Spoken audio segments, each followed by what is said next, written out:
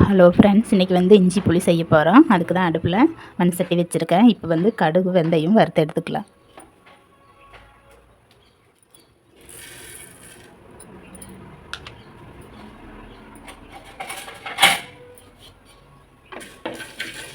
First வெந்தயத்தை வறுத்துக்கலாம். எனக்கு கடுகு போட்டோன்னே கொஞ்சம் சீக்கிரம் வெந்தயம் வறுபட்டுருச்சு. இப்போ வெந்தயத்தை எடுத்துட்டு கடுகு வேலாம்.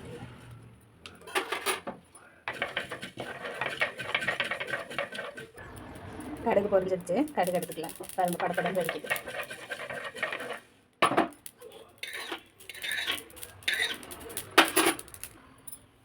போய் இஞ்சி புளி செய்ய தேவையான அளவு நல்லெண்ணெய் விட்டுக்கலாம்.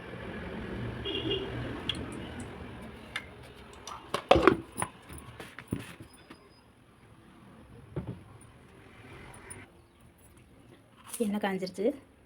சின்ன டீஸ்பூனில் வெந்தயம், கடுகு,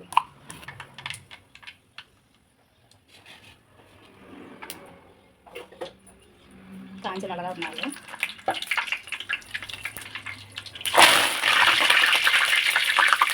கருவேப்பிலை, பச்சை மிளகா 50 கிராம், அது கூட துருவி வச்சுக்கிற இஞ்சி 250 கிராம்.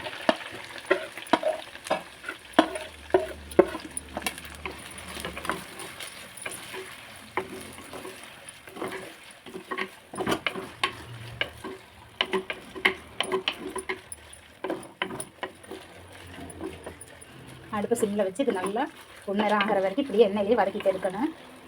அடுப்பு வசையாக வச்சிங்கன்னா சீக்கிரம் தேஞ்சு போயிடுது.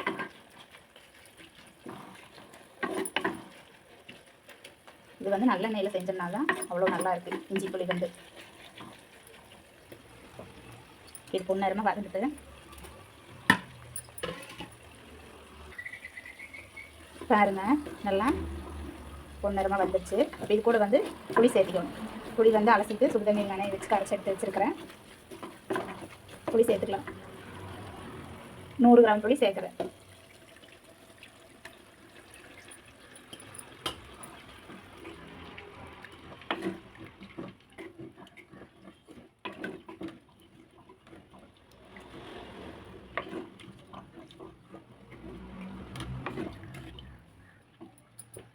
இது புளி தண்ணி நல்லா கொதிச்சு வரட்டேன். புளி பாதி கொதிச்சிருச்சு பாருங்க.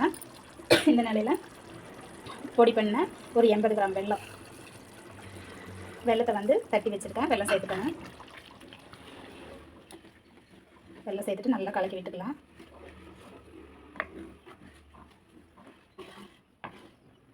இப்போது இந்த வெள்ளமெல்லாம் நல்லா கரைஞ்சி வரட்டு. ஒரு 3 நிமிஷம் ஆகட்டு.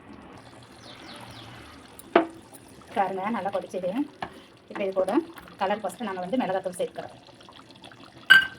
அப்புறம் மஞ்சள் தூள் சேர்த்துக்கணும். கொஞ்சம் விரலி மஞ்சள் வாங்கி நான் அரைச்சி வச்சுருக்கா தான் யூஸ் பண்ணுவேன்.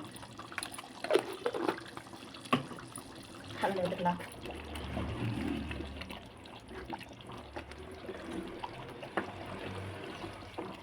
நல்லா கலந்து விட்டுட்டு உப்பு சேர்த்துக்கலாம். கல்லுப்பு,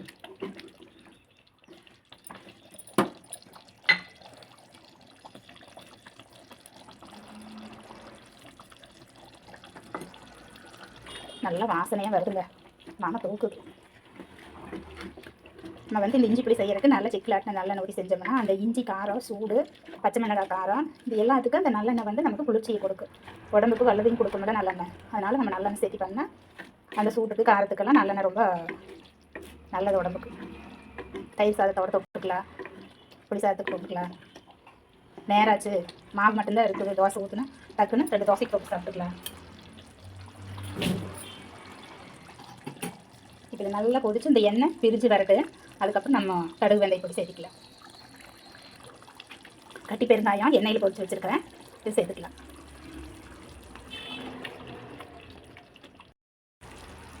பாருங்க, எவ்வளோ அழகாக எண்ணெய் பிரிஞ்சு வந்துருக்கு பாருங்க.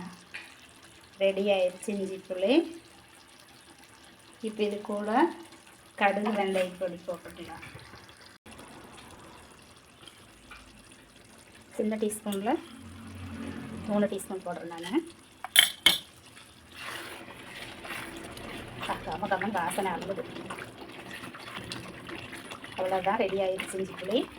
உங்களுக்கு யாருக்காவது வேணும்னா தங்க ஊறுகாயோட வாட்ஸ்அப் நம்பருக்கு மெசேஜ் பண்ணுங்கள், கொரியர் அனுப்புகிறேன். ஃபோன் பண்ணாதீங்க, வாட்ஸ்அப் நம்பருக்கு மெசேஜ் பண்ணுங்கள். பாருங்கள் எவ்வளோ சூப்பராக இஞ்சி புளி ரெடியாக இருக்குது. என்னோடய வீடியோ பிடிச்சிருந்தா லைக் பண்ணுங்கள், ஷேர் பண்ணுங்கள், கமெண்ட் பண்ணுங்கள், மறக்காமல் சப்ஸ்கிரைப் பண்ணுங்கள். அன்போடு சமையுங்க, லவ்வோடு சமையுங்க, அப்போ தான் சமையல் ருசியாக இருக்குது. தேங்க்யூ.